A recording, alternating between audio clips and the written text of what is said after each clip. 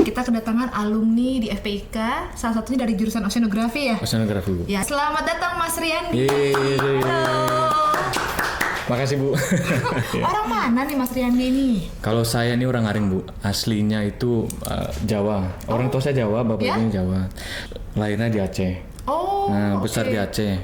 Sekarang saya tinggalnya di Semarang. Oke. Nah, Mas Riyandi ini dulunya alumni angkatan berapa? Cerita dong. Dulu saya masuk oceanografi Undip itu 2013, lulus 2017. Kalau sekarang saya kerjanya di Boskalis. Ini perusahaan besar di Belanda. Oh, Belanda. Yang fokusnya itu ada di pekerjaan konstruksi seperti dredging, terus reklamasi, heavy lifting, ya kayak gitu sih dia. Wow. Terus di dalamnya dia banyak macam-macamnya, banyak departemen-departemen tertentu. Kayak saya sekarang di bagian departemen survei.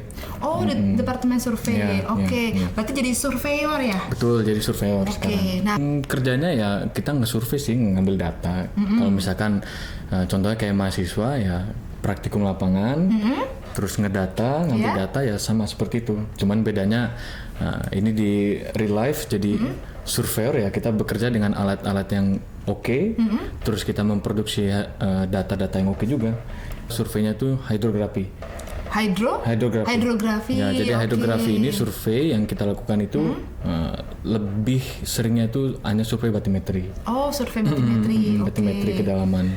Kalau survei di laut ya tantangannya pasti satu mabuk laut. Oh, mabuk laut. Mabuk laut bagi yang nggak terbiasa, Bu. Kadang-kadang yang terbiasa juga pasti mabuk sih dia. Oke. Saat-saat tertentu. Jadi ya tantangannya satu mabuk laut.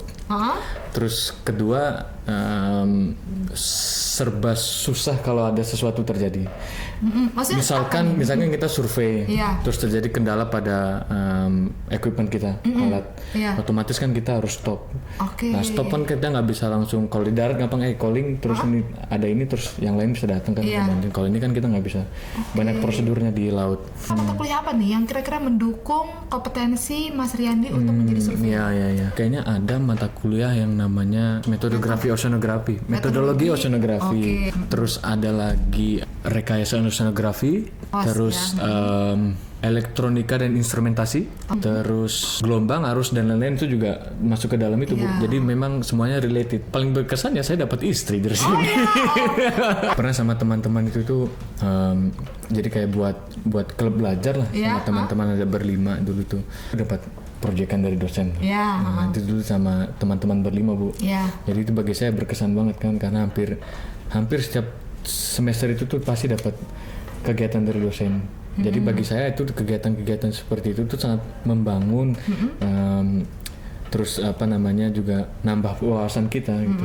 Misalkan kita belum diajarkan di kelas, tapi kita udah ikut kegiatan yang sama dosen, bapak ibu dosen, ya kita udah lebih tahu dulu gitu dibandingkan teman-teman. Dari saya kenapa harus oceanografi? Undip gitu ya, Bu ya.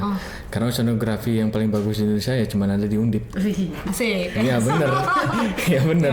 Banyak, ada beberapa fakultas, ada beberapa universitas yang punya jurusan oceanografi, tapi menurut saya yang paling oke di Undip. Karena kompleks, terus dia lingkungannya nyaman. Kalau praktikum kita benar-benar langsung berangkat cus ke laut, ya kan? Nggak harus ke kolam atau kemana gitu untuk mempraktikkan sebuah alat dekat, ada Jepara. Di sana juga kita punya kampus yang bagus. Dosen-dosennya juga ini sih, Bu, oke, terus berkesan banget di kita gitu kan. Bahkan sampai sekarang aja kita mau deket Undip tinggalnya.